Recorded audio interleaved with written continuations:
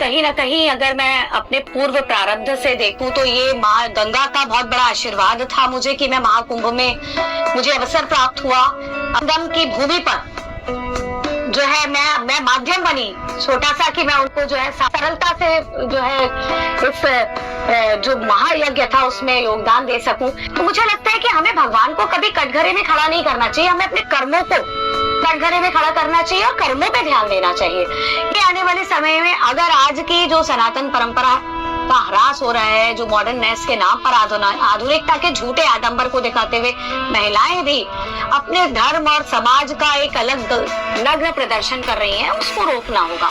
अगर आपकी मानसिकता अपने बच्चे जैसी हो जाएगी तो आप बच्चों को क्या दिशा देंगे? फिर तो आप उन जैसे हो गए, फिर वो आपके कंधों पे हाथ रखकर भी बात करेंगे और सिगरेट भी फूकेंगे और शराब भी पिएंगी। लड़कियां भी जो कर रही हैं क्लब्स में भी जाएंगी अगर आप भी उनके साथ चेयर्स करेंगी। नमस्कार, मैं हूं तान्या कसौधन। स्वागत है आपका ग्राउंड जीरो भारत में। आज मैं आपको एक ऐसी शख्सियत से मिलाने जा रही हूं जो अध्यात्म के लिए काम करती हैं, जो सनातन धर्म के लिए काम करती हैं और जो लगातार लड़कियों और महिलाओं को प्रेरणा देती हैं। और ऐसे ही महिला आज हमारे साथ हैं जिनका नाम है डॉक्टर प्रियंका शुक्ला। प्रियंका जी, सबसे पहले तो आपका स्वागत है हमारे चैनल में। नमस्कार जी। तो प्रियंका जी से आज हम बात करेंगे और उनसे जानने की कोशिश करेंगे कि आखिर जिस तरह से वो अध्यात्म को बढ़ावा देना चाहती हैं और सनातन के लिए कार्य कर रही हैं, तो उससे इनकी प्रेरणा कहाँ से मिली। मैम, सबसे पहले तो हम आपसे यही पूछना चाहेंगे कि जिस तरह से आप अध्यात्म से जुड़ी हैं और धार्मिक कार्य कर रही हैं, सनातन धर्म को बढ़ावा दे रही हैं, आप कैसे इंस्पायर्ड हुई अध्यात्म से जुड़ने के लिए? थोड़ा सा हमारी जनता को बताइए। देखिए, पहले तो आज शिक्षक दिवस है, तो मैं बहुत बहुत बधाई और शुभकामनाएं देना चाहती हूँ। सर्वपल्ली राधाकृष्ण जी के श्री चरणों में उनको कोटि कोटि नमन वंदन। देश का मान है शिक्षक, देश का अभिमान है शिक्षक, देश का मान है शिक्षक, देश का अभिमान है शिक्षक, और शिक्षा की दीक्षा जो देता ऐसा प्रभु समान है शिक्षक। तो मैं सारे शिक्षकों को आपके चैनल के माध्यम से बहुत बहुत बधाई और शुभकामनाएं देती हूँ, क्योंकि हमारे देश के निर्माण में सबसे पहला और सबसे मजबूत जो स्तंभ है वो शिक्षक ही है, जो हमारे देश, समाज और राष्ट्र का निर्माण करते हैं। बहुत बहुत बधाई और शुभकामनाएं। आपका सवाल था कि मेरा आध्यात्मिक रूप से कैसे मैं हुई, तो सबसे पहले तान्या मैं बता दूं कि मैं जन्म से ही आध्यात्मिक परिवार को बिलोंग करती हूँ। मेरा जो बैकग्राउंड है वो आध्यात्मिक है। मेरे फादर हमारा अपना त्रिप्रेशी शक्तिपीठ है रामपुर में, पीठाचार्य हैं, और मैं उनकी पुत्री हूँ। और मेरा जो जन्म हुआ माँ भगवती श्री माँ ललिता त्रिपुर सुंदरी के सानिध्य और उसके आशीर्वाद से ऐसे एक व्यक्ति क्या हुआ जो श्री विद्या के बहुत अच्छे उपासक और है, और वो जो है सनातन का खुद ही काम आज तक कर रहे हैं। 80 साल की आयु में भी वो योग अध्यात्म का प्रखर होकर के, मुखरित होकर के जो है प्रचार प्रसार कर रहे हैं। तो ये मेरे जो है जेनेटिक है, और मैं जो हूँ जन्म से ही ऐसे परिवार से हूँ, तो स्वतः ही ये सब मेरे अंदर ये गुण जो है जागृत हुए। जी, लेकिन अगर हम बात की जाए एक महिला की जो महाकुंभ में कार्य करके आई, आप महाकुंभ में इस बार कार्य करके आई, आपने 45 दिन में से 43 दिन, आपको मैं बता दूं, इन्होंने अपना महाकुंभ में जो सेवा है वो करने में बिताया है। आप क्या कहेंगे कि आपने महाकुंभ के लिए कार्य किया और उसके बाद आपका जो आपके हस्बैंड थे, आपके पति, वो इस दुनिया से चले गए, और इस दुखी क्षण में आपने कैसे सब कुछ संभाला? सबसे पहले हम ये भी जानना चाहेंगे। देखिए, ये भी कहीं ना कहीं अगर मैं अपने पूर्व प्रारब्ध से देखूं तो ये माँ गंगा का बहुत बड़ा आशीर्वाद था मुझे कि मैं महाकुंभ में मुझे अवसर प्राप्त हुआ।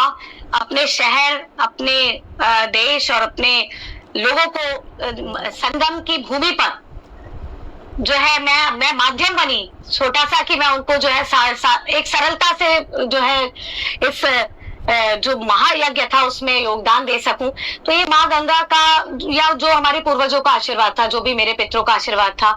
लेकिन हाँ, ये जो घटना हुई और माँ ने मेरे से इतना बड़ा त्याग वहां से लिया, इसके लिए भी मैं कोई प्रश्न चिन्ह तो नहीं लगा सकती। ये भी मेरा पूर्व प्रारब्ध हो सकता है, और मैं स्वतः ही इसको माँ का जो है एक निर्देश समझ के उसको स्वीकार करते हुए और पूर्ण रूप से उनकी सेवा में समर्पित होते हुए आगे अपने जीवन को लेकर चल रही हूँ। हालांकि जीवन बहुत अस्त व्यस्त हो गया है, लेकिन फिर भी मेरा अखंड विश्वास है उस जगत जननी माँ ललिता पर और माँ गंगा पर, दोनों से ही मेरा एक आत्मिक अटैचमेंट भी है और मैं उन दोनों को ही बहुत ज्यादा हृदय से मानती हूँ।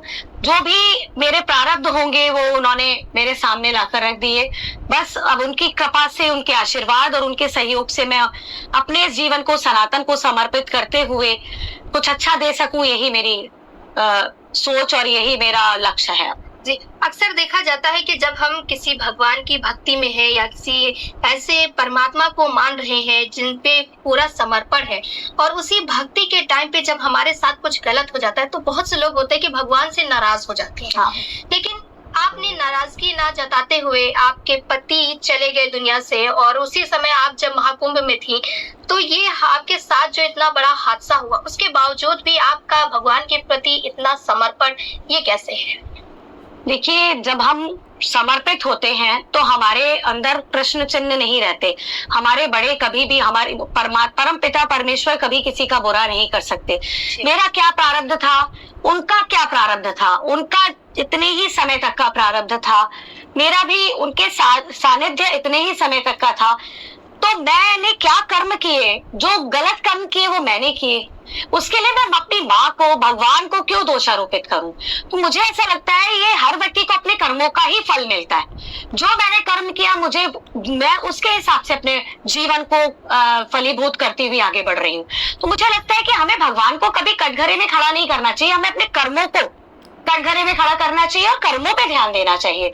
यदि अगर हम जो भी करें, हमें तो पता नहीं पूर्व जन्म में क्या प्रारब्ध है, क्या नहीं है, क्या हमने अच्छा किया, क्या बुरा किया। तो हमारे भगवान को जो हमारे लिए सही लगा, वो बेहतर, वो हमारे को खराब तो कुछ करेगा नहीं।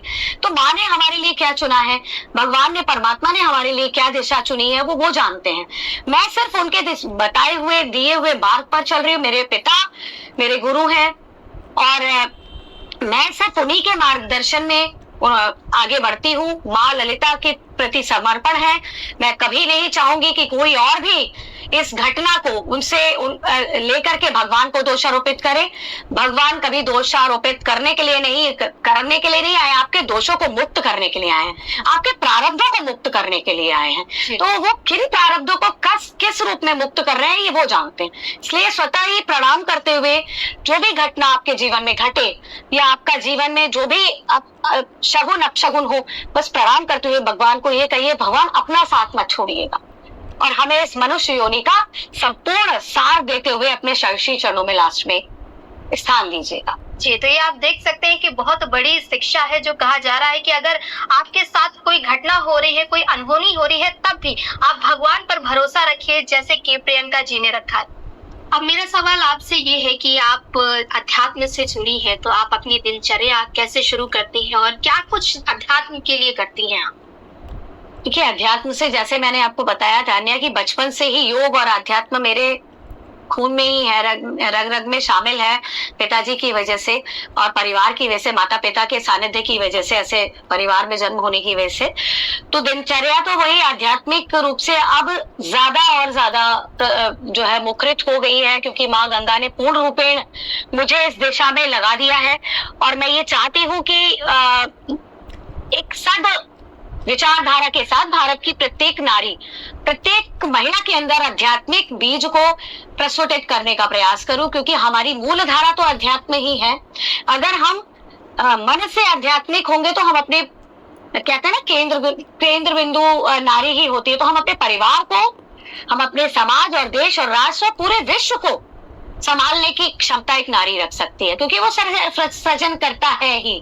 तो जब सृजन करता हम हैं, तो हमें, हमारे अंदर तो वैसे ही अध्यात्म है, हमें उसे धारण करने की आवश्यकता नहीं है। सिर्फ उसके ऊपर जो धूल पड़ी है, उसके अंदर जो नकारात्मकता पड़ी है, उसको हटाने की आवश्यकता है।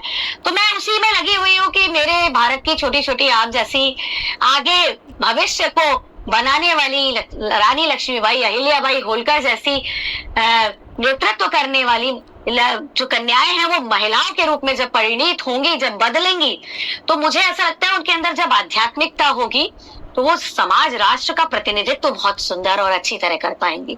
तो मेरी पूर्ण रूप से ये लक्ष्य है कि मैं अपनी विचारधारा को और अपने कर्म को इस पूरे महिलाओं और नारियों को उजागर करने में और कहीं ना कहीं उनको जागृत करने में अपना समय दूं। जी। और मैं यही प्रयास भी कर। आप महिलाओं में और समाज में जिस तरह से अध्यात्म की बात करी है, अब जब हमारे देश में आज राजनीतिक माहौल कुछ ऐसा हो गया है कि जब अध्यात्म की बात आती है, जब धर्म की बात आती है, सनातन की बात आती है, तो लोगों के अंदर एक जोश आ जाता है, एक आक्रोश आ जाता है, और लोग सनातन की बात करते हैं तो कहते हैं कि भारत विश्व गुरु बनेगा, सनातन का डंका हर जगह बजेगा। आपको क्या लगता है कि भारत आज इस स्थिति में है कि वो विश्व गुरु बन सकता है? नहीं, स्थिति में तो आ रहा है धीरे धीरे करके, जब से नरेंद्र मोदी जी जो है आए हैं प्रधानमंत्री के रूप में, उन्होंने बहुत चेंज किया। जैसे कि हमारा योग दिवस के रूप में ये जो कार्यक्रम होना 21 जून को शुरू हुए, बहुत बड़ा परिवर्तन था पूरे विश्व के लिए, और योग दिवस पूरे विश्व में मनाए जाने लगा। ये हमारी परंपरा का सबसे बड़ा ध्वज लहराने वाली बात थी पूरे विश्व में। तो ऐसा नहीं है, भारत ने हमेशा से नेतृत्व की, भारत की परंपरा और हमारा अध्यात्म जो है हमेशा से पूरे विश्व पर आच्छादित रहा है। लेकिन हमें उसके लिए इंडिविजुअली एक एक व्यक्ति को सोचना होगा, कार्य करना होगा। और आगे आने वाले समय में अगर आज की जो सनातन परंपरा का ह्रास हो रहा है, जो मॉडर्ननेस के नाम पर आधुनिकता के झूठे आडंबर को दिखाते हुए महिलाएं भी अपने धर्म और समाज का एक अलग नग्न प्रदर्शन कर रही हैं, उसको रोकना होगा। और वो काम कहीं ना कहीं हमारे बड़े ही कर सकते हैं। घर में एक मर्यादा, सभ्यता, जैसे हम लोग को आज भी डर रहता है, 8 बज जाते हैं और फोन आने लगता है तो पैर कांपने लगते हैं कि लेट हो गए जी, पिताजी का फोन आ गया जी। तो पति का उतना डर नहीं रहा मुझे जितना पिता का रहता है आज भी, कि 8 बज गए, उनका फोन आ गया, 8 बजे के बाद उनका फोन आना ही आना है। ऐसा नहीं है कि मैं इतनी बड़ी हो गई, मैं पूरे हर जगह घूम रही हूँ, अपने आप को संभाल रही हूँ, तो वो उनको ये है कि नहीं, वो अनुशासन आज भी मेरे जीवन में है। तो मैं जो है वो भय, तो जब हमारा भय, सम्मान, अनुशासन जीवन में रहेगा तो हम अपने जीवन को बिखरते हुए नहीं देखेंगे, संभलते हुए, संवारते हुए देखेंगे और दूसरों को भी संवारने की क्षमता रख सकते हैं। तो हर माँ बाप को अपने माँ बाप बनना बहुत जरूरी है। जो माएं हैं वो माँ बने, बेटियां ना बने। बेटियों के साथ शर्ट स्कर्ट्स पहन करके फोटो खिंचाना, ये माओं को शोभा नहीं देता है। जो बेटियों का बचपन है वो उन्हें जीने दीजिए, जो आपकी प्राण अवस्था है वो आप उसको जिए। यानी कि आपका कहने का मतलब है आप जिस अवस्था में है उस अवस्था को, बिल्कुल उस अवस्था को जीना चाहिए। क्योंकि अगर आपकी मानसिकता अपने बच्चे जैसी हो जाएगी तो आप बच्चों को क्या दिशा देंगे? जी। फिर तो आप उन जैसे हो गए। फिर वे आपके कंधों पे हाथ रखकर भी बात करेंगे और सिगरेट भी फूकेंगे और शराब भी पिएंगी, लड़कियां भी, और जो कर रही हैं क्लब्स में भी जाएंगी। अगर आप भी उनके साथ चेयर्स करेंगे तो फिर हम किसी भी आने वाले समाज के लिए तैयार रहें। तो आधुनिकता क्या लगता है आपको कि जरूरी है या नहीं? नहीं, आधुनिकता बिल्कुल, जैसा युग धर्म बिल्कुल जरूरी है। लेकिन युग धर्म का मतलब ये नहीं है कि हम अपने संस्कारों को भुला दें, हम अपनी संस्कृति को भुला दें, परंपराओं को भुला दें। फिर हम आगे किस भारत की बात करते हैं? कौन सा गुरु? जी। नेतृत्व तो भारत किस चीज का करेगा जब हमारी संस्कृति, सभ्यता या परंपरा ही नहीं होगी? जी। जब हमारे संस्कार, त्योहार ही नहीं होंगे, जब करवा चौथ पे महिलाएं भूखे रहने के नाम पर बाहर होटलों में खाना खाना प्रारंभ कर देंगी। जी, तो देखा आपने कि जैसे कि आधुनिकता जरूरी है, लेकिन आधुनिकता के साथ साथ सभ्यता, संस्कृति और परंपरा भी बहुत जरूरी है, राइट मैम? बिल्कुल बिल्कुल। जी। अब आपसे ये सवाल है कि आप अध्यात्म से जुड़ी हुई एक ऐसी महिला है जो सशक्त महिला है और एक स्ट्रॉन्ग लेडी भी हम आपको कह सकते हैं कि आप बहुत स्ट्रॉन्ग हैं। तो आपका लक्ष्य क्या है कि आप किस लक्ष्य को लेकर के आगे चल रही हैं कि अध्यात्म कहाँ तक बढ़े? देखिए, मैंने जैसा बताया, मेरा लक्ष्य यही है कि आप जैसी बच्चियों के मन में हमारी संस्कृति, हमारी परंपराओं के प्रति एक आकर्षण आए। जी।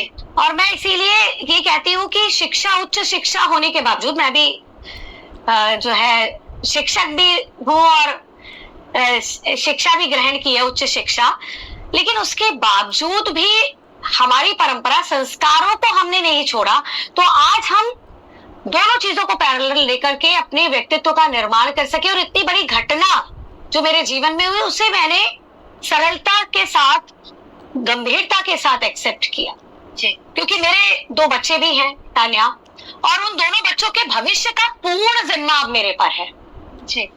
तो मुझे एक माँ बनना है, और माँ तभी बन सकती हूँ जब मेरे अंदर वो गंभीरता होगी, वो सरलता होगी, वो बौद्धिकता होगी। सब चीजें माँ के अंदर होना बहुत जरूरी है जी। और आधुनिकता भी होगी। जी, आधुनिकता के साथ साथ एक माँ का जो ममता होती है वो भी होना चाहिए। हाँ, और संस्कार और परंपरा भी। तभी तो मैं अपनी बेटी को सिखा पाऊंगी, तभी मैं अपने बेटे को सिखा पाऊंगी, तभी वो दूसरे के घर जाकर उस परंपरा को आगे बढ़ा पाएगी, तभी उसकी बहू, बेटे की बहू मेरे घर की परंपरा को आगे बढ़ा पाएगी। वरना यही खत्म हो जाएगा, सारी परंपराएं इस जनरेशन में खत्म हो जाएंगी, फिर हम क्या देखेंगे आगे।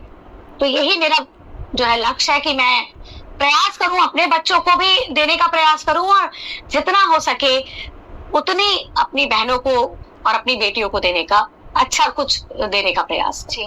अब मैम आपसे एक आखिरी सवाल ये है कि आज शिक्षक दिवस है और आप भी एक शिक्षिका हैं, एक प्रोफेसर, असिस्टेंट प्रोफेसर भी आप रही हैं, तो आज शिक्षक दिवस के मौके पर हमारे चैनल ग्राउंड जीरो भारत के माध्यम से आप सभी जनता को, जितने भी आपको सुन रहे हैं, सबको, खासकर महिलाओं को क्या कहना चाहेंगी?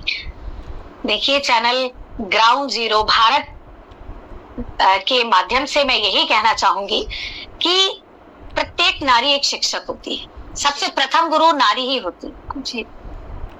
तो बस अपने अंदर की ऊर्जा को पहचान कर शिक्षक बनिए, और अच्छी और ईमानदार शिक्षक जिस दिन बन जाएंगी, उस दिन हर उस नारी से मैं ये कहना चाहूंगी, एक अच्छी शिक्षक जिस दिन बन जाओगी, उस दिन भारत स्वतः ही विश्व गुरु बन जाएगा, घर स्वतः ही मंदिर बन जाएगा, और विश्व जो है वो एक वसुधैव कुटुंबकम बन जाएगा, जो हम चाहते हैं। तो हमारी भारत की स्त्रियों को एक सुंदर और सुव्यवस्थित संसार की अगर कामना है, अच्छे भारत की कामना है, अच्छे विश्व गुरु देखते हुए भारत को देखती हैं, तो मैं बस इतना ही कहना चाहूंगी कि अपने अंदर एक अच्छी शिक्षिका को जन्म दीजिए, जो कि आध्यात्मिक रूप से, जो कि शैक्षिक रूप से, परंपरागत रूप से और आधुनिक रूप से आपका मिश्रण आपके अंदर वो होना चाहिए, जो आप अपने बच्चों को सौंप सकें। यही मेरी सबसे प्रार्थना है, और सभी नारियों से यही कहना है कि अपने अंदर की नारी को जगाइए, क्योंकि तुम ही लक्ष्मी हो, तुम ही काली हो, तुम ही दुर्गा हो। जिस दिन तुम ये समझ जाओगी, उस दिन तुम्हारा विकास तो होगा ही, संपूर्ण भारत का, संपूर्ण परिवार का, संपूर्ण ब्रह्मांड का, विश्व का विकास होगा। यही मेरा सबको संदेश है आपके ग्राउंड जीरो चैनल के माध्यम से, ग्राउंड जीरो भारत चैनल के माध्यम से। ये जो भारत है ना, वो जो आपने लगाया है तान्या, उससे एक अलग तरीके का ऊर्जा का जो है विस्तार हो रहा है, और मैं आपको भी शुभकामनाएं देती हूँ आपके उज्जवल भविष्य के लिए। आप ऐसे ही काम करती रहें, और अच्छे स्तर पर अच्छी मीडिया कवरेज करके समाज को जागृत करने का, क्योंकि मीडिया जो है समाज का सबसे बड़ा दर्पण होता है। जी, बहुत बहुत धन्यवाद आपका। जी, तो देखा आप सबने कि जिस तरह से हमारे भारत की बात की जा रही है, तो डॉक्टर प्रियंका शुक्ला का यही कहना है कि आप जागरूक होइए, आप सशक्त होइए, क्योंकि महिलाओं का सशक्त होना संपूर्ण भारत का सशक्त होना होता है, और जब महिलाएं जागरूक रहेंगी, वो सशक्त रहेंगी, तो पूरे संसार का एक विकास होगा, और विकास की गति और भी ज्यादा तेज बढ़ती जाएगी। तो आधुनिकता को अपनाते हुए आप संस्कृति, सभ्यता और परंपरा का भी खास ख्याल रखिए, और सभी को जागृत करिए। बस ऐसा ही कुछ कहना है डॉक्टर प्रियंका शुक्ला का। तो तमाम और जानकारी हम आप तक पहुंचाते रहेंगे, तब तक के लिए जुड़े रहिए ग्राउंड जीरो भारत के साथ। कैमरा पर्सन रमन के साथ मैं तान्या का सौधन, लखनऊ।